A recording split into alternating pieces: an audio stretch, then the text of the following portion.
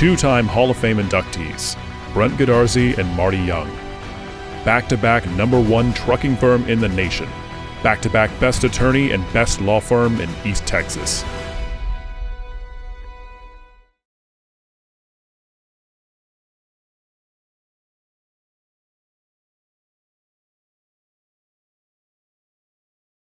Hello, Buckeye Nation. Welcome to the Gilmer Buckeye Coaches Show with the head coach and athletic director of the now 1-0, 19 straight years by district champions, Gilmer Buckeyes, Alan Metzel. Well, Coach, we've known each other for a long time. I'm not sure we've seen exactly this, but we will take 1-0 and move on to this week. How do you feel about this week's game? I feel good that we're moving on, and it's all about moving on. It is, and style points don't count or whatever. Last year we played Sunnyvale and kicked a field goal to win the game with seconds to go in the game. You just have to keep moving on. You're going to do some of the games. You're going to play better or have breaks, or the game will play out. However, we want to keep improving. There's a number of things. I loved our resiliency. They went down and scored right off the bat, and we were able to shut that down, went back, took the lead, that sort of thing. I loved the effort. I thought our effort was really good, and I thought that the team was into it. On the sideline, there was a confidence, there was an into-itness. Those things, I'm more concerned about those than I am playing perfect on the field. We can work on those things.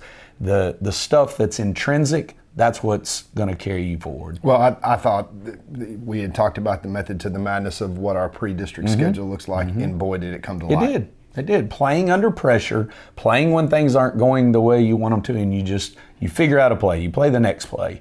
And great personification of that in the game the other night. Well, and it was not like we weren't circled with a target on our backs in terms of center pushing almost their entire year towards, hey, it's going to be all about this game. We're all in. I think we absolutely got their best shot in terms of what we had seen on film. And they had a great plan and a great team. And as you've said and Coach Traylor said for many, many years here, sometimes you just got to win those kind of games and move on. Right. But as you said, it's survive and advance. That's right. And, hats off to center and, Coach Meeks, Coach Huffstetler, Coach Britton, a lot of familiarity with those guys.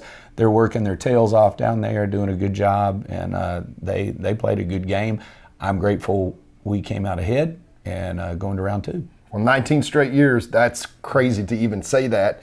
But we advance into area. Before, let's check on the highlights against the center game. It was certainly a on the edge of your seat all night contest with highlights galore. No doubt. Offense, defense, special teams. We were having things go on all around. We had guys make big plays. You see right here, Caden Tennyson gets us going on a pass over the middle. Super job by Brady to find him, and we get the ball to him in space. He picks up like 37 yards. This was on our first scoring drive. And so you're going to see we're going to move B. Webb outside, which changes the coverage and puts Caden isolated on an outside backer. We're able to get behind him right into that hole in the secondary.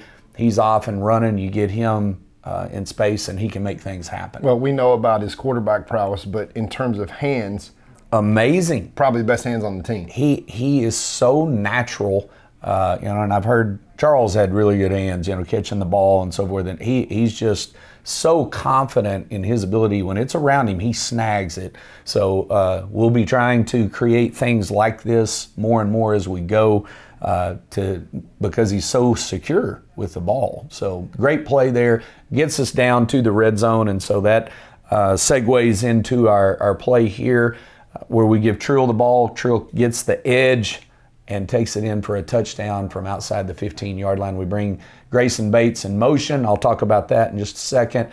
Watch Trill on his run here. We get him the ball and just let him use his speed to the edge and gets out in the open, makes a move on the corner and scores. Wow. Now, I'm going to run this back, and I've circled Grayson. So watch Grayson as he moves across in motion. He gets set.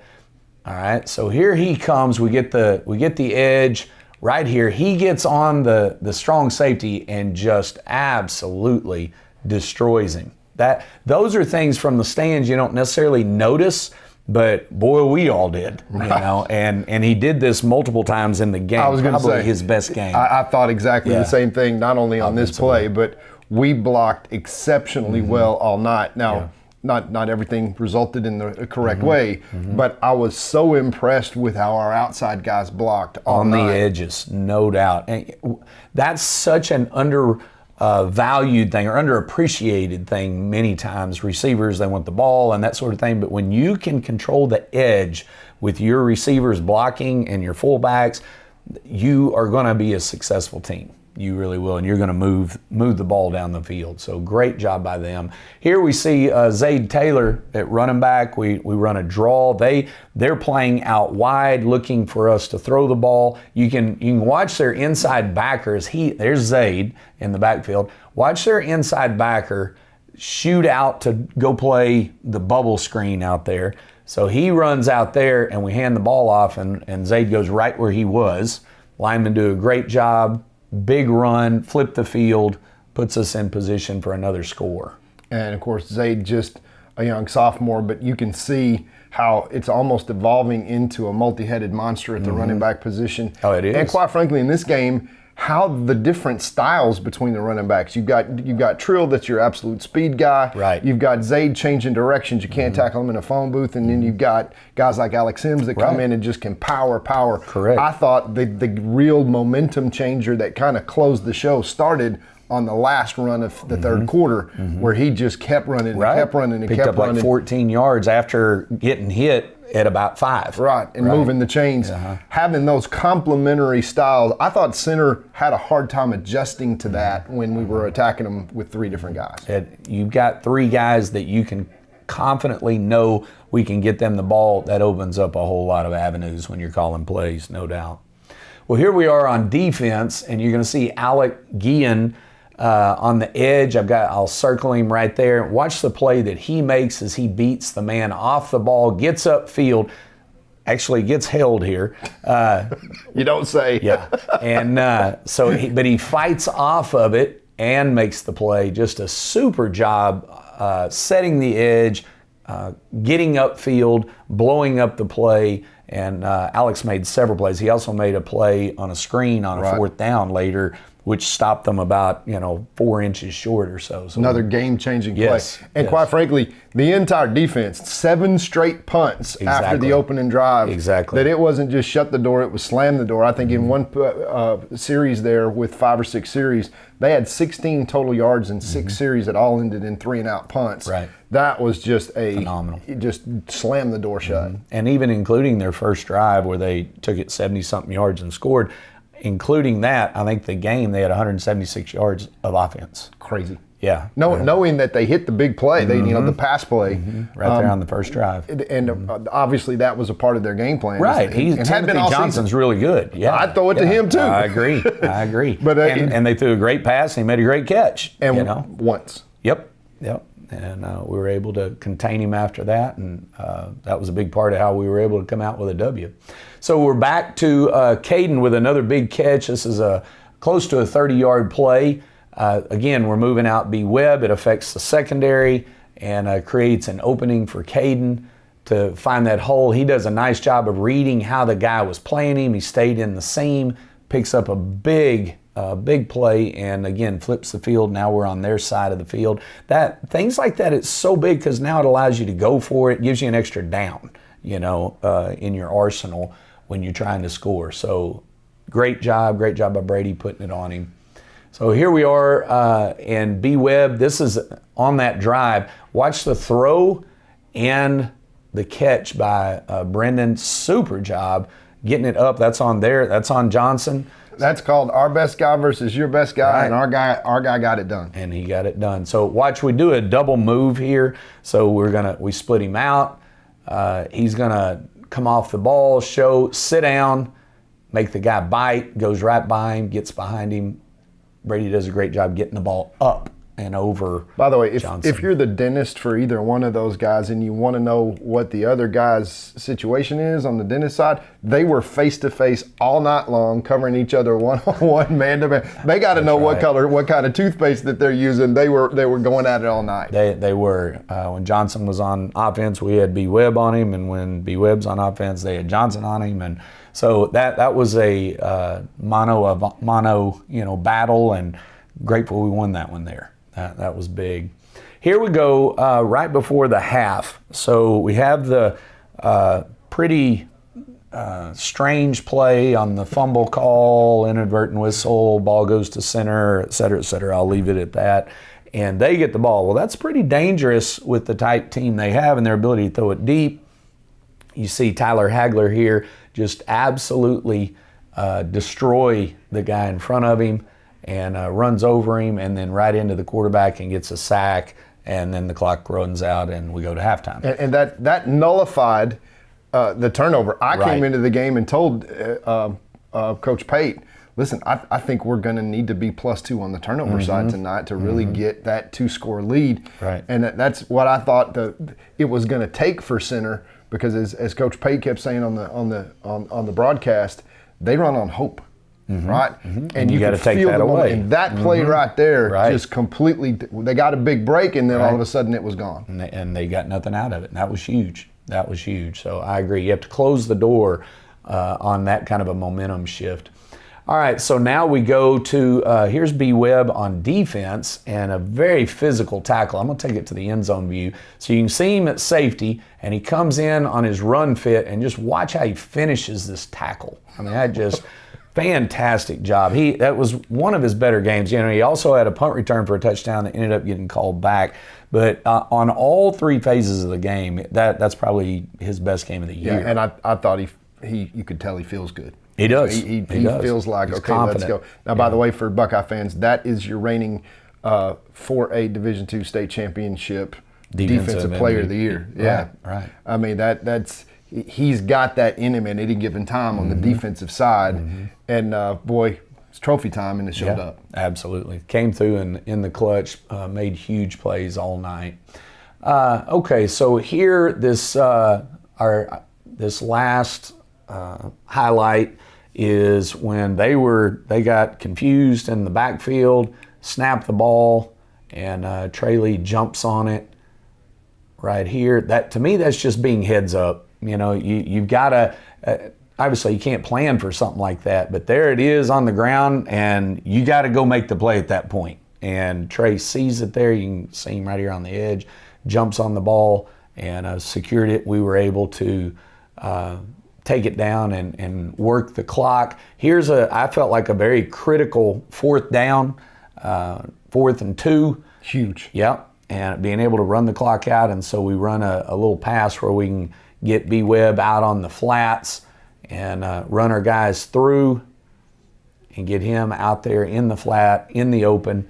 Brady puts it on him, and now, you can just hand the ball off and let the clock tick and end up getting in victory formation and kneeling it out. So some big plays, adversity throughout the game, but that you expect that in a by-district championship.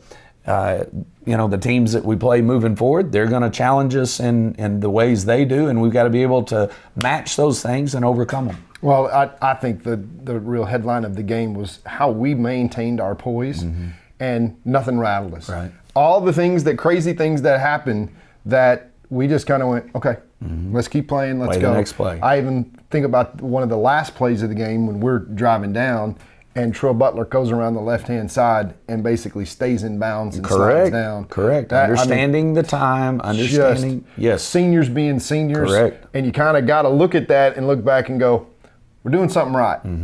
And I just thought it was a testament from a program standpoint that when crazy stuff happens, and crazy stuff did happen, we just figure out a way to You got to win. figure it out. That's right. And that people, it's easy to critique some of the things that didn't go right, which we do. We grade every single play. We're going to work on things and getting better.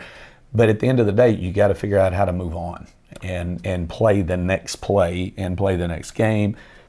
And that's where we are right now. Today, it's Monday. We're ready to we had practice this morning. We will again later this afternoon, and excited to get better today.